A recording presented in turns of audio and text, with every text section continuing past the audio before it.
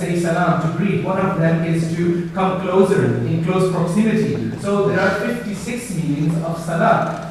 The same thing with the Quran. Quran is again in Arabic, so you cannot take it literally. Also, I would like to say here that my personal opinion regarding daraba is that we have to interpret the Quran according to the method prescribed by the jurists before us.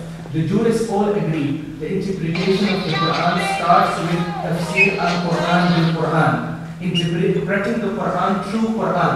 So if you have a word of the Quran, you have to find the same word, search for the same word anywhere else in the Quran, and see what the meaning is there. What my learned speaker also has discussed. But the second thing is tafsir al-Quran. This is the second stage.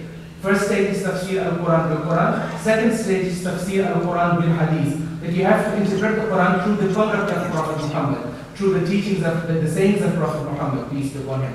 I remember one hadith at this moment regarding this issue, in which he said, Prophet Muhammad, peace be upon him, that you have to beat her with a very light stick.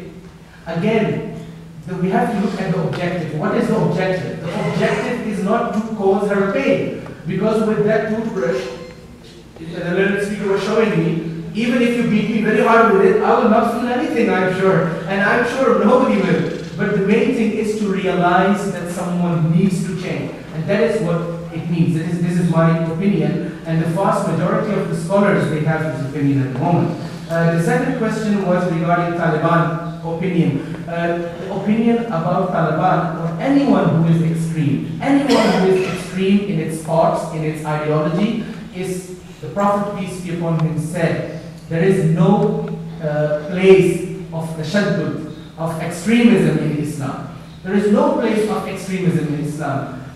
This is something, whatever the Taliban are doing, let me assure you, it has nothing to do with Quran or nothing to do with the Sunnah. The vast majority of the Muslims are against them. I, being a person originally from Pakistan, can tell you, I am very much worried right now about the country of my parents, Pakistan, even though I only lived there for 7 years of my life. We are all worried. Why? Because of Talibanization. It has nothing to do with Islam. We are right now worried about the state of our country. It's against Islam. Islam does not have any place for this. This is your second answer. The first question, can you repeat it again, please, because I did not get that. I think he needs to speak at mic.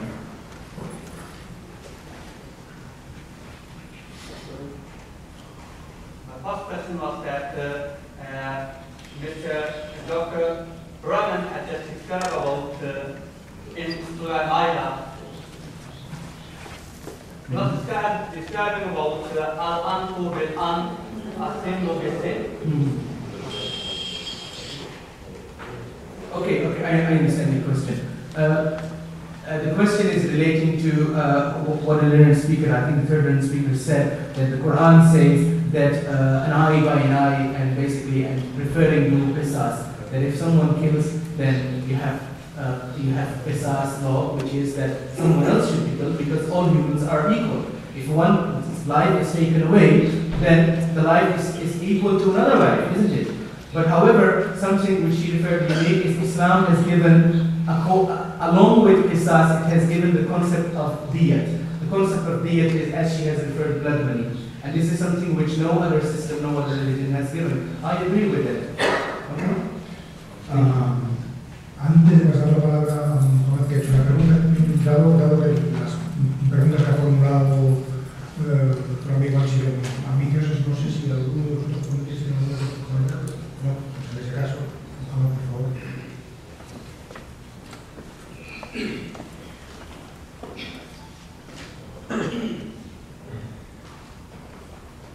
Bien, yo antes de hacer la pregunta,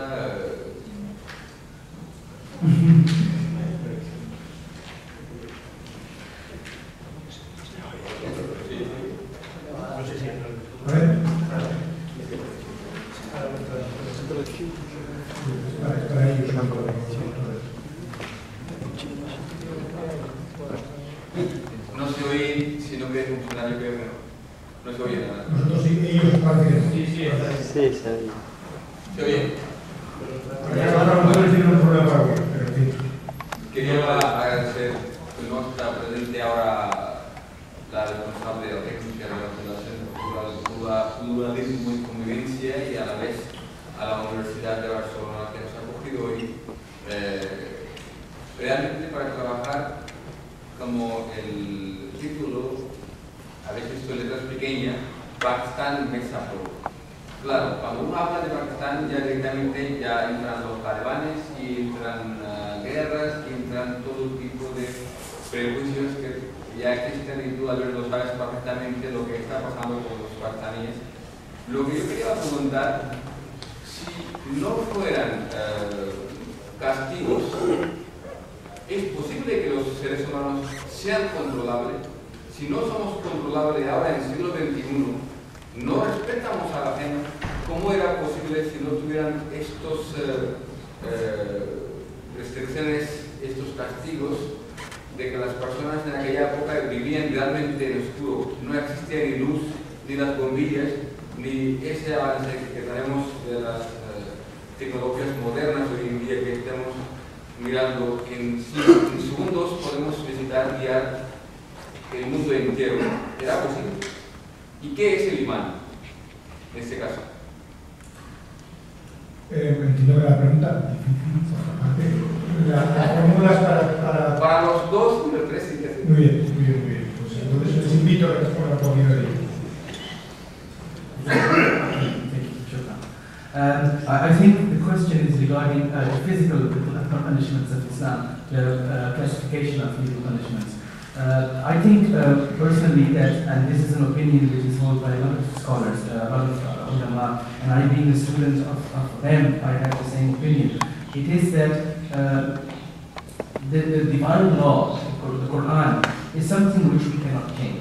And we as a believing Muslim, we believe that the Quran was revealed 1400 years ago to the society of the Arabs.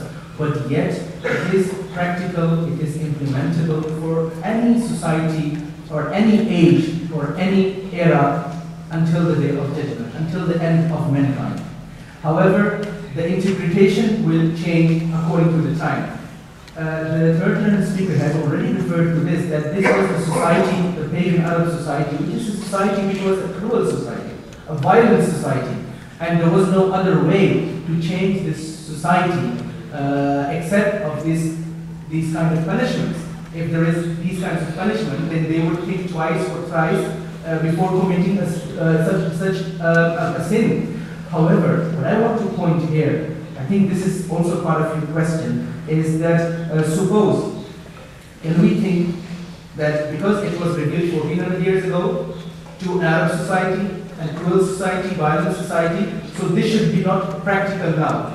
I think this is what you're trying to say as well. I personally think if this was the case, then before the end or before the lifespan of Prophet Muhammad, peace be upon him, he would have given some you can say directions regarding it, because he did not give any direction. That is why we say that these laws are there and we believe in them. However, we differ in opinion regarding the implementation. For example, I will give a very quick example of to cut the hands off of a male or a female. During the time of Umar ibn al-Khattab II, again a second caliph, I'm giving a lot of examples from him because, by the way, my name is leUmarAl-Qadri, which means the shadow of Umar. So I love to give examples of him, but if you want, I'll give you an example of somebody else. Anyway, Umar, he during the time, a person, he was a thief and he stole something. And this was again a case to him, and it was upon him to decide. This person, he agreed that he had stolen. There was no need of shahada, there was no need of witnesses. He admitted himself. But he ordered, Umar ordered. The Quran says, وَصَارِقُ وَصَارِقَةُ فَقْطَعُوا أَيْدِيَهُمَا, cut the hands off. He said, cut the hands off. But then this person, he appealed his case and he says, if you want to cut my hands off, please, I want to tell you that the reason why I stole was not because of any other thing. I was thirsty, I was hungry, I did not have anything else to do. My boss did not pay me for 6 months. For 6 months, I did not have any income. So I did not have any other choice than stealing. So I stole. Umar ibn al-Khattab confirmed this from his boss, his employer. His employer agreed. So Umar ibn al-Khattab